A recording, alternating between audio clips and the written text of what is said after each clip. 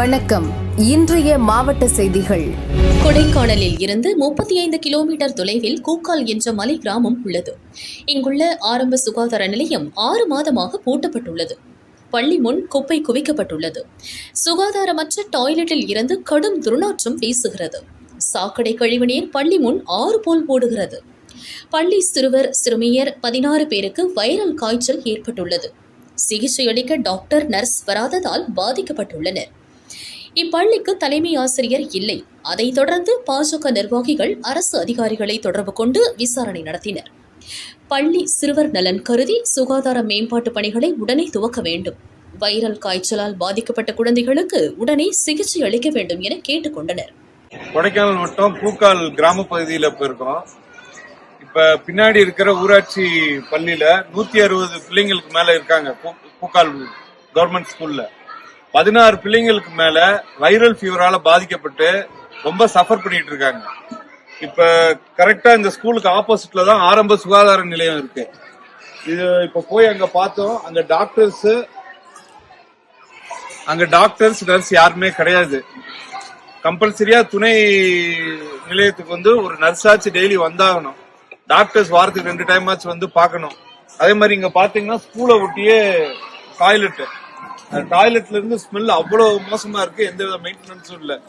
இங்க ஆப்போசிட்ல இங்க பாத்தீங்கன்னா குப்பை தொட்டி.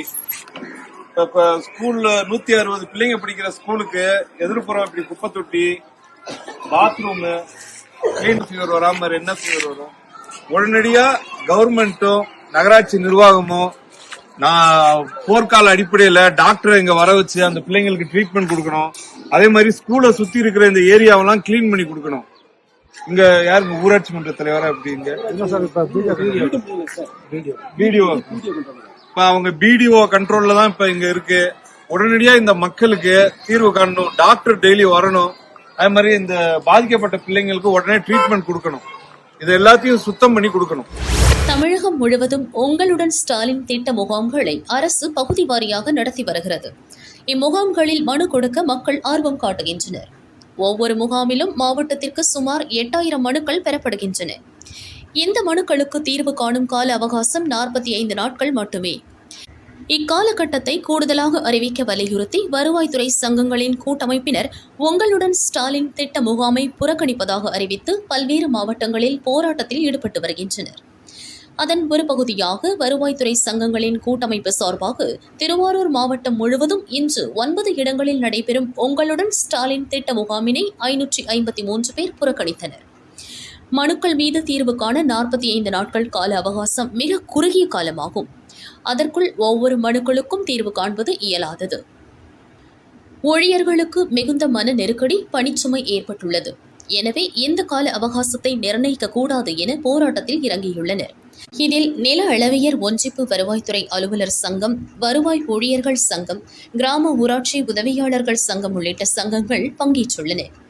அதே நேரம் அலுவலகத்திற்கு சென்று மற்ற பணிகளை மேற்கொள்வோம். கோரிக்கை மனுக்கள் அலுவலகத்தில் வரப்பெற்றால் அதற்கு உரிய தீர்வு காண நடவடிக்கை எடுப்போம் என தெரிவித்தனர். சென்னை ஹைகோர்ட் உள்பட பல்வேறு முக்கிய இடங்களில் வெடிகுண்டு வைக்கப்பட்டுள்ளதாக டிஜிபி அலுவலகத்திற்கு இமெயில் மூலம் மிரட்டல் வந்தது. இதையடுத்து வெடிகுண்டு செயலிழப்பு நிபுணர்கள் ஹைகோர்ட் வளாகம், தீவுத்திடல், ராணுவ அலுவலகம் உள்ளிட்ட இடங்களில் தீவிர சோதனை நடத்தினர். மதுரை ஹைகோர்ட் கிளை பதிவாளர் இமெயிலுக்கும் வெடிகுண்டு மிரட்டல் விடுக்கப்பட்டது.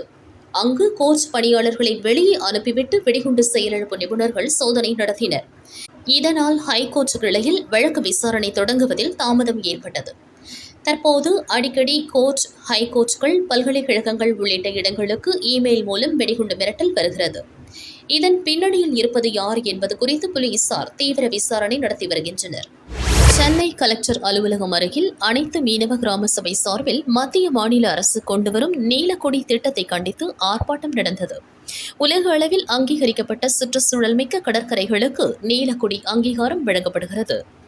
சென்னை மாவட்டத்தில் மெரினா, திருவான்மையூர், பாலவாக்கம், ஊத்தண்டி ஆகிய கடற்கரைகளில் நீலக்கொடி சான்றிதழ் பெற விண்ணப்பிக்கப்பட்டுள்ளது. இதற்கிடையே மாமல்லபுரம் வரை சுமார் 27,600 கோடி ரூபாய் செலவில் 92 கிலோமீட்டர் தூரத்திற்கு ஏசிஆர் கடல்வழி மேம்பாலம் கட்ட தமிழக அரசு திட்டமிட்டுள்ளது. இந்த பாலம் கட்டி முடிக்கப்பட்டால் மீனவர்கள் கடலில் மீன்பிடிக்க செல்லும் போது விபத்துகள் ஏற்பட வாய்ப்புள்ளது. இந்த திட்டத்தால் மீனவர்கள் வாழ்வாதாரத்திற்கு பல்வேறு பாதிப்புகள் ஏற்படும். இதனால் இந்த திட்டத்தை கைவிட வலியுறுத்தி மீனவர்கள் ஆர்ப்பாட்டத்தில் ஈடுபட்டனர்.